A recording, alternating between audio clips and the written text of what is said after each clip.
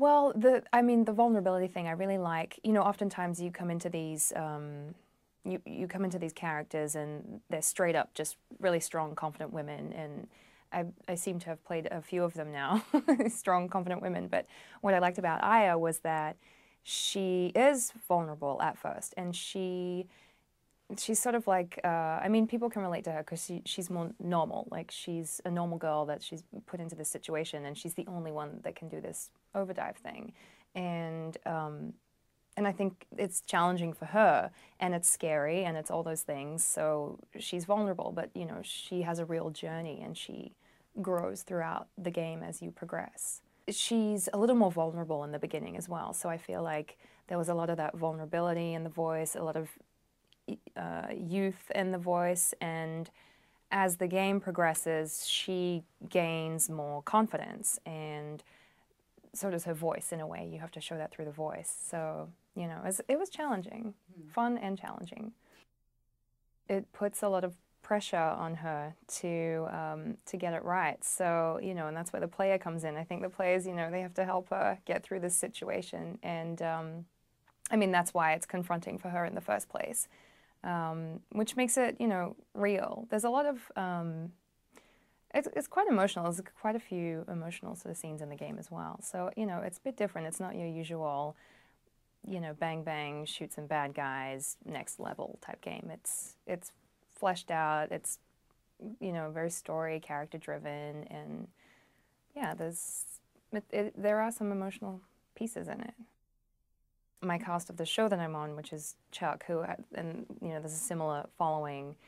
They're sort of like the gamer world, which is, you know, connected to this sort of world, and we always go to Comic-Con, so it's kind of a big deal, Comic-Con, and I never really knew what it was until I went there for the first time 4 years ago.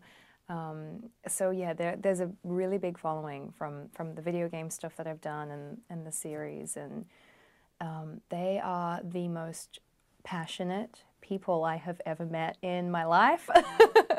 And they're really great. They're really great people because, you know, they keep me going in this business. I have a very grueling schedule, so I don't often get time to go to the gym. I don't really like gyms. I go hiking. If I do anything, I go hiking. I take my dogs.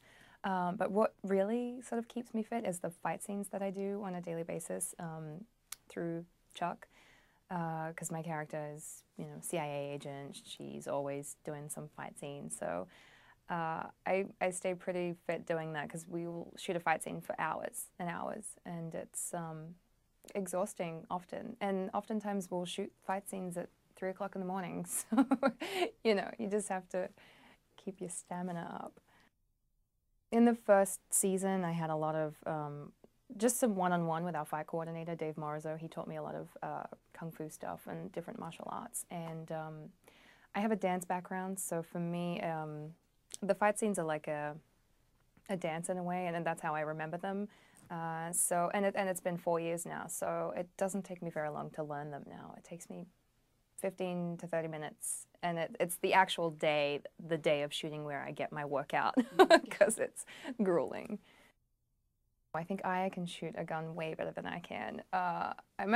They still make me jittery. I've used them for 4 years, and I still get a little bit nervous every time I have to shoot one. And, you know, sometimes we do scenes and they hand me a big machine gun, and I have to do the whole machine gun thing, and that's nerve-wracking, but you know, I gotta pull it off because I'm supposed to be kick-ass. I think the third birthday is very like story-based, character-driven, and there's a lot of action. There's a lot of great visuals. I mean, it's sort of set in the present day, I guess, with very realistic characters and people that you can relate to, and so. Not only is there all this action stuff, you know, and the mission and what you have to accomplish to play the game, but there's also a lot of emotional content, and there's a story, and there are some emotional scenes, and I think it's very well-rounded in that way. So I think fans can look forward to having quite an experience. It'll be kind of like watching a movie, I guess, and getting lost in this world.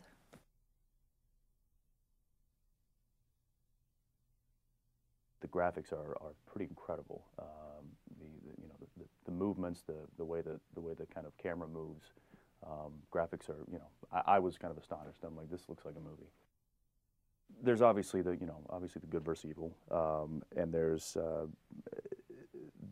is. I also kind of like the fact that most of these games, most of these, you know, the story-driven games, you're playing a guy who's kind of the focal point of the character, and this one's more. This was Aya, and she's kind of the focal point, and so you're actually playing her, and so I'm really just a, you know, a co-star, so to speak.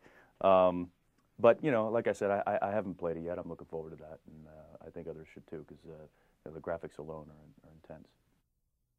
He's a supporting role, and he's supporting to the female lead, Aya, and which is also kind of cool. I think it's an attractive thing about the video game. Aside from the incredible graphics, which are, you know, kind of mind blowing, you also get to play from the first person of the focal point of the story is a female lead, which was, you know, which is kind of interesting because not a lot of games out there do that. They're generally you know, a guy lead.